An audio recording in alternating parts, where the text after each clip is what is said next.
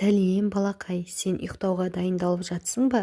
Саған ертегі оқып берейін. Жұлдызды айдаһар мен батыр бала туралы.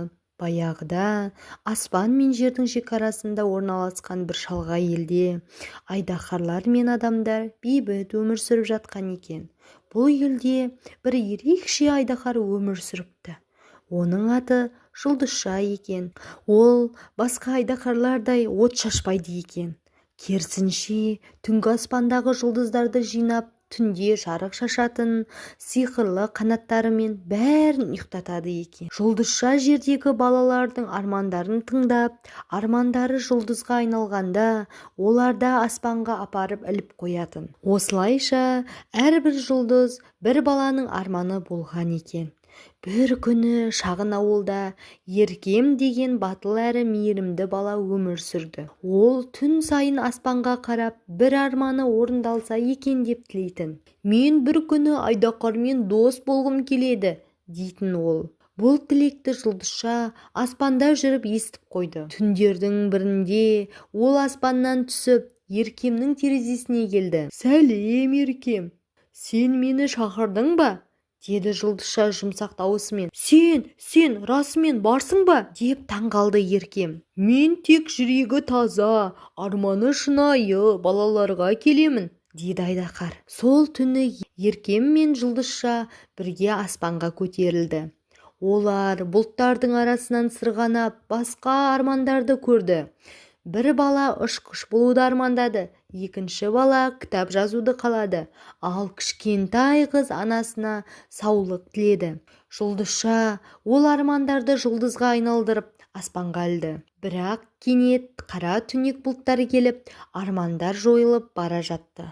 Бұл ұмыт қалған армандар елеседі. Еркем, маған көмектесуің керек, деді жұлдызша. Не істеуім керек?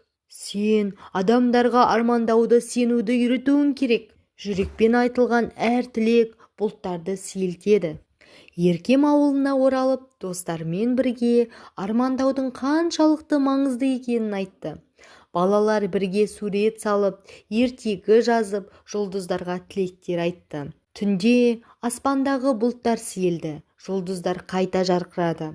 Жұлдызша тағы келіп, Еркемге ризашылықпен бас иді. Сенің жүрегіңде жарық бар, Еркем. Енді сен өз арманыңмен де, басқа балалардың армандарымен де аспанды толтыра аласың, деді жұлдызша. Содан бері Еркем әр түнде аспанға қарап, жұлдызшаның артынан жаңа жұлдыз іздейтін болды. Өйткені ол білді, әрбір арманда сенім болса, ол жұлдызға айналады. Ертегі құпия орман және ұйқы күзетшісі туралы. Баяғыда алыстағы бір елде үлкен сиқырлы орман болған екен. Ол орманның аты Тыныштық орманы. Бұл орманда түрлі жануарлар мен құстар өмір сүретін. Ал олардың бәрін түнде ұйықтататын бір ерекше мақұлық болған. Оның аты ұйқы күзетшісі.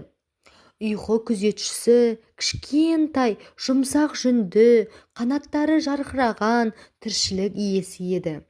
Ол тек кеш түскенде ғана көрінетін. Оның міндеті жаймен ұйқыға бөлеу, жаман түстерден қорғау және әркімге тәтті түс сыйлау болды. Бір күні орманға жаңа тұрғын кішкентай аю балапан келді. Оның аты Бопай. Бопай алғаш рет үйінен алыс жерде жалғыз ұйықтауға қорқатын. Ол түнде жұлдыздарға қарап көзін ілместен дірілдеп жататын. Сол түні ұйқы күзетшісі ұшып келді де, Бопайдың бас жағына отырып, сыбырлап ән айтты. Түн тыныштық әкеледі, жұлдыз сені тербейді.